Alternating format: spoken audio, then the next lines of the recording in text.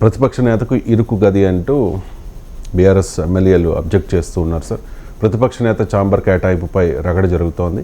కేసీఆర్కు ఔటర్ లాబీలో చాలా ఇరుకైన గది ఇచ్చారట సార్. 7 ఏండ్ల సాంప్రదాయానికి తిలోదకాలు ఇస్తూ ఉన్నారు. ఎన్టీఆర్, చంద్రబాబు, వైఎస్, జానారెడ్డికి కేటాయించిన గది కాకుండా ఉద్దేశపూర్వకంగా కక్షపూరితంగా ఇరుకైన గదిని ఇచ్చారు అని చెప్పి, ఇది ఉద్దేశపూర్వకంగా జరిగి ఉండవచ్చు సార్. అదే నిజమైతే ఇరుకైన మనస్తత్వాన్ని తెలియజేస్తుంది. కేసీఆర్ ప్రతిపక్ష నేత, ప్రతిపక్ష నేతకు క్యాబినెట్ హోదా ఉంటుంది. Leader of the opposition is like a shadow chief minister. British డెమోక్రసీని, పార్లమెంటరీ డెమోక్రసీని మనము అనుసరిస్తున్నాం కనుక బ్రిటిష్ వెస్ట్ మినిస్టర్ మోడల్లో ప్రధానమంత్రి తర్వాత గౌరవం ఉండేది లీడర్ ఆఫ్ అపోజిషన్. శాసనసభలో మంత్రుల కన్నా కూడా లీడర్ ఆఫ్ ద అపోజిషన్ ముఖ్యం. Leader of the house Revanth Reddy, leader of the opposition KCR. అందువల్ల రేవంత్ రెడ్డి లేచి నిలబడితే సభలో అందరూ ఆగాల్సిందే. అది సభా గౌరవము, సాంప్రదాయం. ఈ మధ్యకాలంలో ఆగుతలేరు, అది వేరే విషయం. అలాగే ప్రతిపక్ష నేత లేచి నిలబడితే అధికార పార్టీ సభ్యులందరూ కూర్చోవాల్సిందే. ఎందుకంటే ఒక్కసారి లీడర్ ఆఫ్ ద అపోజిషన్ లేచాడు అనుకోండి, మిగతా వాళ్ళంతా ఆపాలి.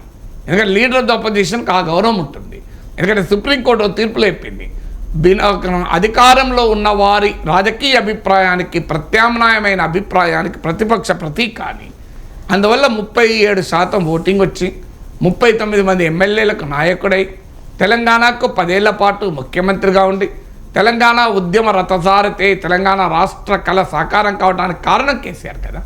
కేసీఆర్ ఓడిపోవచ్చు, కేసీఆర్ పైన మీరు ఆరోపణలు చేయండి, దానికే అభ్యంతరం లేదు. నేను కేసీఆర్ అహంకారం అనండి, అదన్నీ ప్రజలు చూసుకున్నారు, తీర్పులు చెప్పారు కూడా.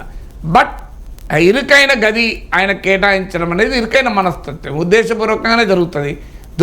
లేకపోతే ఎందుకు జరుగుతుంది ఏం తెలియదు. ఆ గది చూసడం నుంచి చిన్నగా ఎందుకు ఇచ్చారని. ఇప్పుడు ఈ పత్రికలో వచ్చిన వార్త నేను వెరిఫై చేయలేదు, ఆ గది చూడలేదు. కానీ పత్రికలో మీరు చెప్తున్న వార్త, వచ్చిన వార్త అయితే జానారెడ్డి, రాజశేఖర రెడ్డి, చంద్రబాబు నాయుడు వీళ్ళందరికీ ఉన్న సాంప్రదాయమైన రూమ్ ఇవ్వకుండా ఈ రూమ్ ఇవ్వాల్సిన అవసరం అయితే లేదు.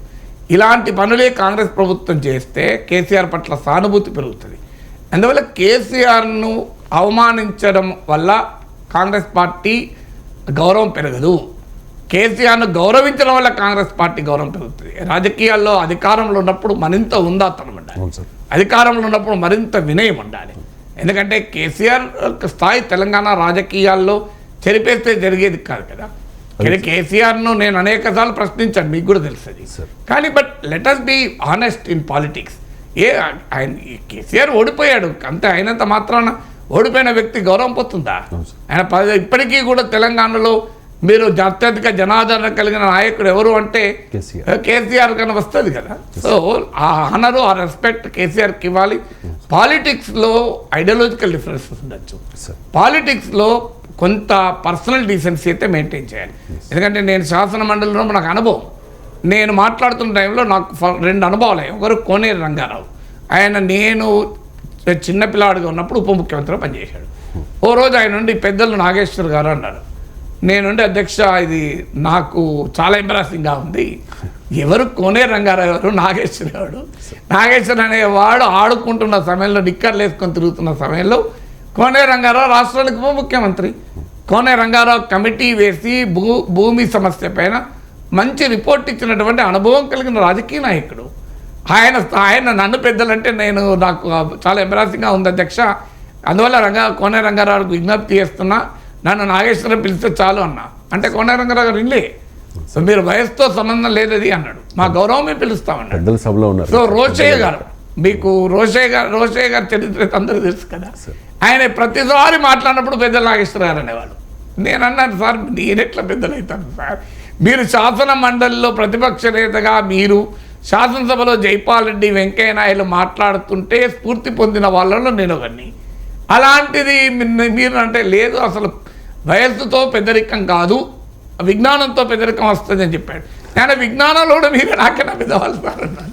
వినలేదు. రాజశేఖర రెడ్డి తీవ్రంగా విమర్శిస్తే ఒకటే మాట అనేవాడు, పెద్దలు మీరు కూడా, ప్రొఫెసర్ నాగేశ్వర్ కూడా ఇలా మాట్లాడితే ఎలా అనేవాడు, అంతగానే ఏమనేవాడు కాదు.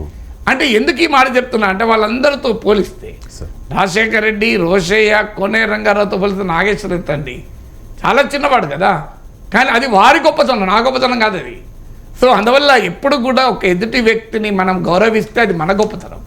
ఎదుటి వ్యక్తిని అవమానిస్తే అది కూడా మనకే తగులుతుంది.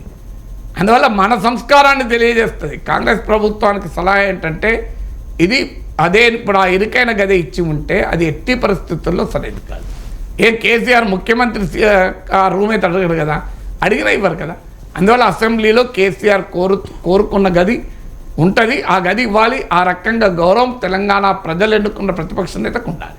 సార్, గౌరవం ఇవ్వడం మన గౌరవాన్ని పెంచుతుంది. అంతే, గౌరవం ఇవ్వడం మన గౌరవాన్ని పెంచుతుంది, గౌరవం తగ్గించడం మన గౌరవం తగ్గిస్తుంది. కేసీఆర్కి సర్జరీ అయిన అందుకే నేను వ్యక్తిగతమైన ఉదాహరణలు చెప్పింది. అందుకే Yes, sir. ఇప్పుడు నేను ఇవాళ ఆ ముగ్గురు నేతల పట్ల గౌరవం పెరిగింది తప్ప తగ్గలేదు కదా నాకు. కేసీఆర్కి సర్జరీ అయ్యి ఆయన హాస్పిటల్లో ఉన్నప్పుడు రేవంత్ రెడ్డి వెళ్ళడాన్ని అందరూ స్వాగతించారు సార్. అప్రిషియేట్ చేశారు. దట్ గుడ్ జెస్చర్ కదా. కానీ ఇలాంటి కంపారిజన్ కూడా వచ్చింది. రేవంత్ రెడ్డి ముఖ్యమంత్రి అయ్యాక జగన్మోహన్ రెడ్డి కనీసం విష్ చేయలేదు ఫోన్ చేసి. Right sir.